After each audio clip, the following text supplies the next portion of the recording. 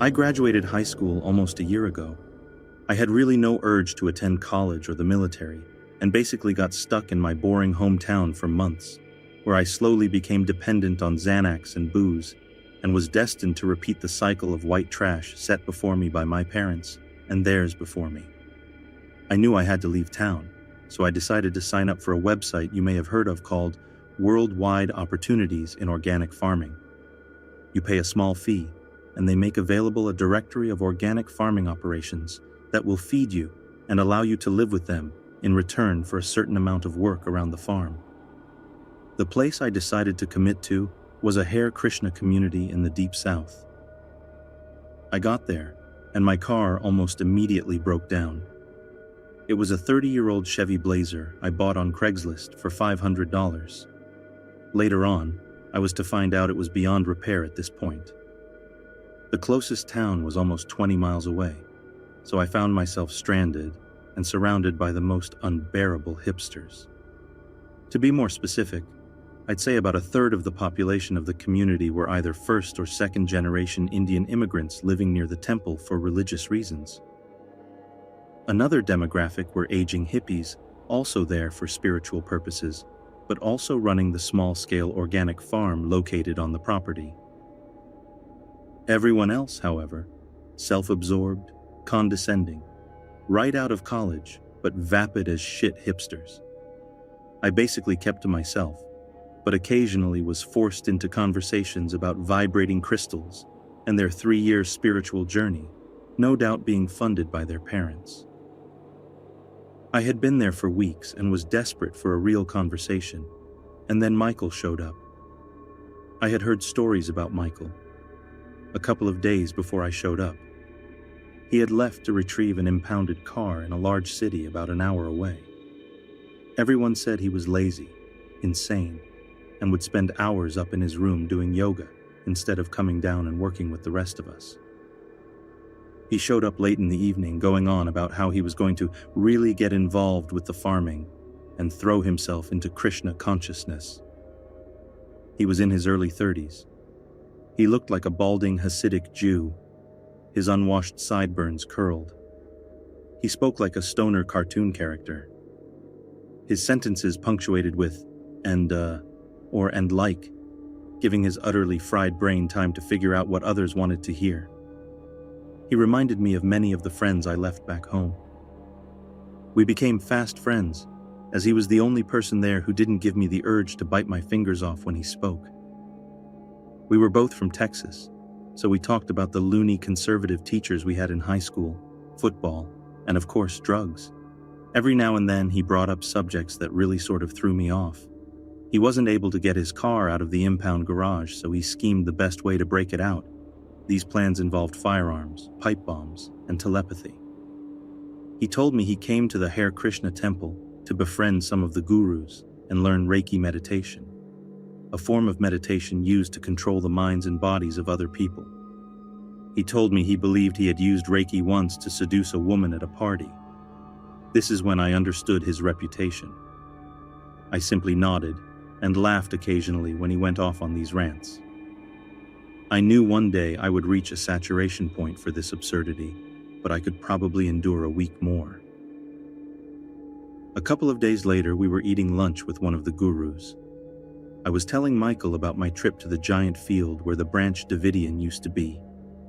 He wasn't sure what the Branch Davidian was, so I explained to him about Waco, David Koresh, and the botched siege by the FBI and ATF that led to the death of 76 Davidians and 4 ATF agents.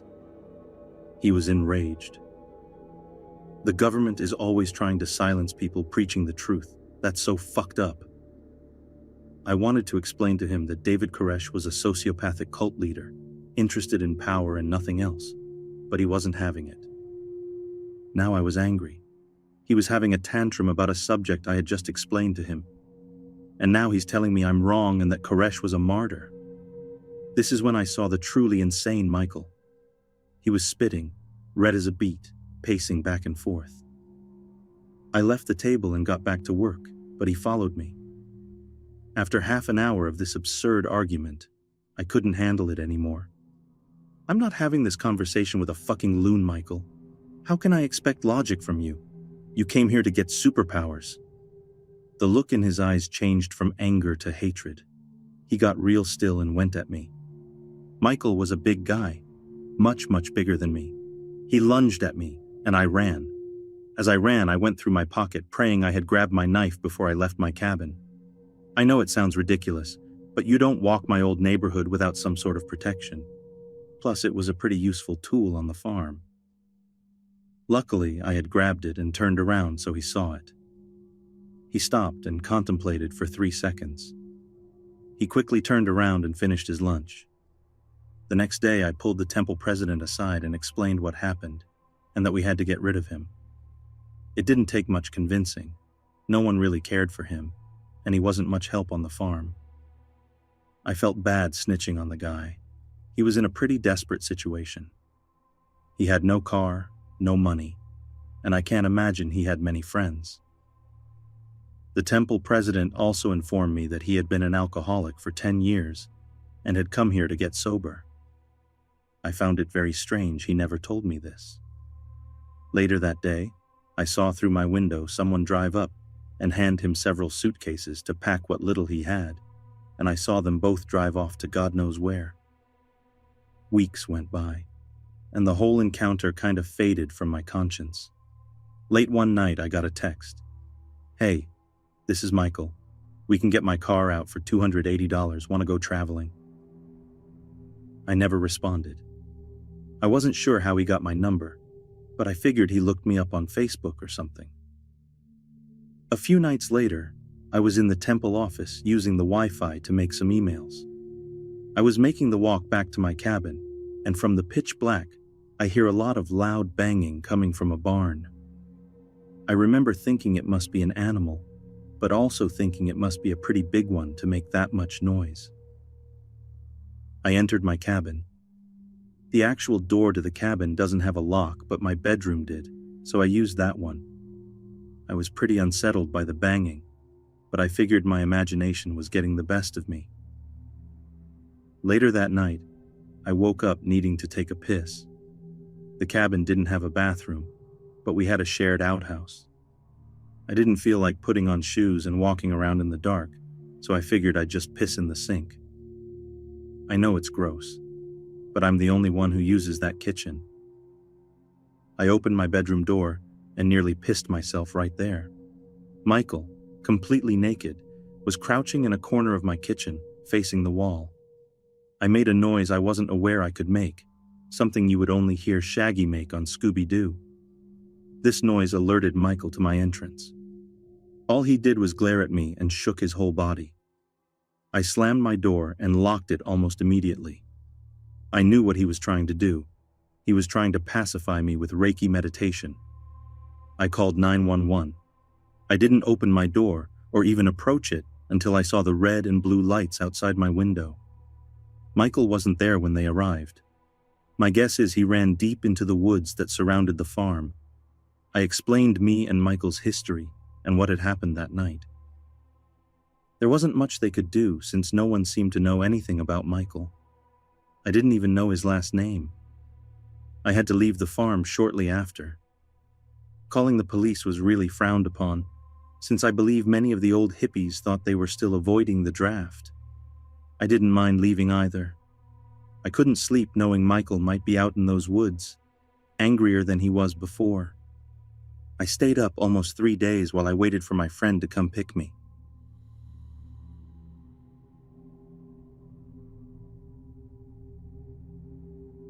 My girlfriend and I have been living together for years, and about 2 years ago, we decided to move to a new rental house.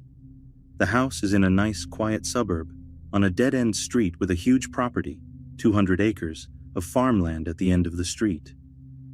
We had met almost all of the locals and gotten along with them like a house on fire. About 3 months after moving in, my girlfriend decided, it's time to make a long-term commitment and huge decision without consulting my partner, and adopted us a 9-month-old dog. This dog was completely untrained. Luckily, we had a big backyard, and most of the neighbors had dogs, so they understood that the training process was a tough one. Aside from a few of my girlfriend's underwear going missing, which we assumed was the dog, things are great. Anyway, back to the story. I work early mornings. I come home from work one day, a week after adopting her, to find our new, untrained dog had escaped our yard and gone walkabouts. I call my girlfriend and tell her what happened. She says she'll be home soon. Meanwhile, I decide to continue walking around and ask the locals if they have seen her, which, to my pleasure, they have. Unfortunately for us, the last they saw of her, she was heading towards the huge farmland at the end of the street. I head down to the end of the road to see if I can find her, but there's a giant fence in the way and a trespassers will be shot sign out front. Naturally, I fear the worst and decide not to enter. This is when my girlfriend gets home and meets me at the end of the road. She found out who owns the property and managed to get his number from another neighbor. She calls him, and he tells us to meet him out front of his house, which is right next to the property. This place looks completely unkempt. The fence is rusty and broken. The bushes are overgrown and taking over. Despite logic, we went inside to wait for him there. Before we can reach the door, I look in the window and see something really weird.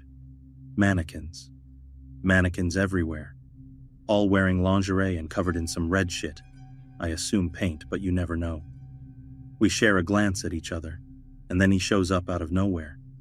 This middle-aged, sunburnt, full-on Aussie farmer shouts at us that he's seen that dog, and to follow him, and he'll show us where it is. I didn't really want to follow, but based on the stories some neighbors had told us, he's completely willing and has on more than one occasion shot and nearly killed other people's dogs. So we follow. It's at this stage he starts small talk with my girlfriend, asking how old she was, how long we had been at the house, all questions about her. The questions start to get quite personal when luckily our dog shows up. We grab her, say thanks, and then pretty much gap it out of there. After that, we decided to fix up our fences, buy a dryer to put inside, and avoid that end of the road altogether.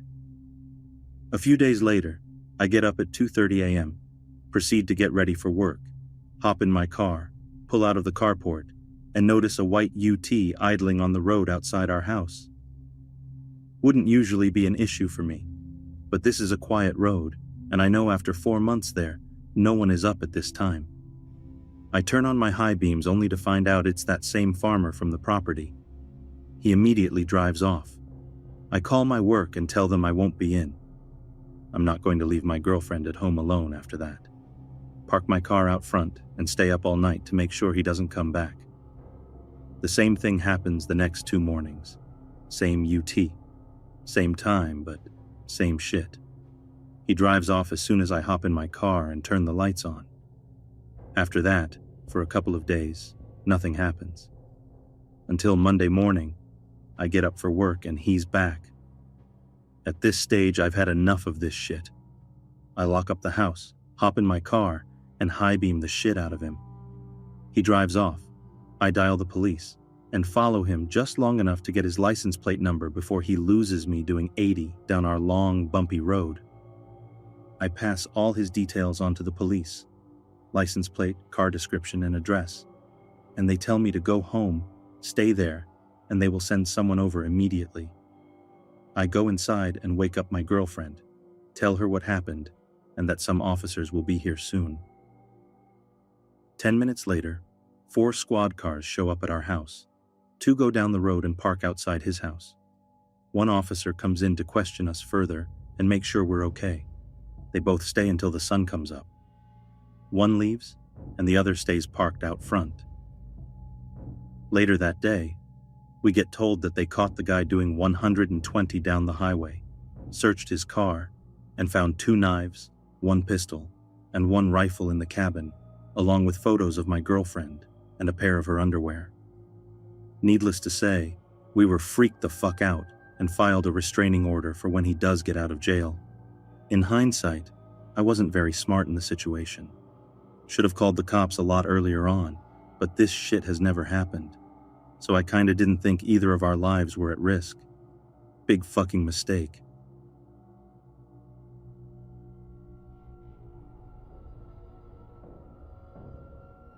Back in 2015, I had the choice of getting a dog or getting a smartphone. I'd never had a dog in my life, or a decent phone, come to think of it. And I'd been saving up for a phone anyhow, so naturally, I picked the dog. My dad knew a fella who had a couple of border collies that had recently had a litter. So, we drove out, and the dude gave me the last pup. Enter Bailey. A couple of weeks after he got his shots, I started walking him.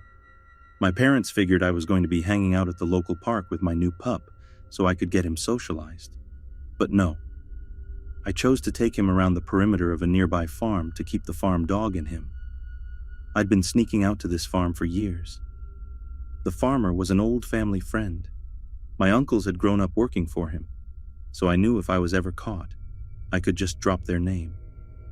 On either side of the farm, there was some thick woodland, which no one had ever given me reason to be wary of. They probably should have. So, it's a sunny afternoon. It had been pouring down all week, and Bailey was itching for a good walk. I take him to the farm at our usual time, and we start making our way around to the woods on the east side of the farm. Everything is quiet, but Bailey keeps darting away from me to explore. He's a puppy. It's what they do, but of course, I'd been calling his name all the way around the field. We're about halfway past the woods. I could see the roof of the farmhouse over the next hill. Bailey's been pulling crap out of the bushes all the way along, and I'd just given him into trouble for rolling in a pile of fox crap. That's when I hear a man's voice calling my dog by his name. Like this dude I didn't even know was calling my dog by name. I knew it wasn't the farmer because I'd met him at family events like barbecues and weddings, so I knew what his voice sounded like. I go completely silent, but the guy keeps calling on my dog. It sounds like he's deep into the woods and maybe moving. He's calling my dog with an excited tone in his voice, which is what creeps me out the most. Bailey, meanwhile, is completely ignoring this guy and sniffing the now flat pile of poop. I'm like a tiny 18-year-old girl. The most combat experience I have is a month learning Taekwondo when I was 11, and I don't have a mobile phone. If that guy works out where I am, I'm screwed. And if Bailey decides to go in after him, I'm double screwed because I am not letting a possible psycho get his hands on my puppy. I can either run to the farm, which isn't too far away, or run back through the field towards home. I pick up my dog and sprint across the field. Behind me, I hear someone emerge from the woods, but I'm already over the fence and sprinting back home with my puppy tucked under my arm. I get home and tell my mom. She brushes it off as some weird drunk guy. A few weeks later, I'm at my uncle's house, and the farmer walks in. I'd told my uncle what happened, so he brings it up. The farmer asks exactly which woods I'd been close to, and that some of his clothes had gone missing from his washing line. He'd put it down to strong winds, but now he's not sure. I take him and my uncle to the exact spot the next day, and all three of us go in and find a completely wrecked campsite. There's no clothes or anything, but the tent has collapsed in on itself. There's no fire, but there are some empty gas canisters like you'd use for a portable stove and empty packets of food scattered everywhere. We report it to the police, but nothing ever really comes of it, except that I got a phone not long after and keep it on me whenever I go out.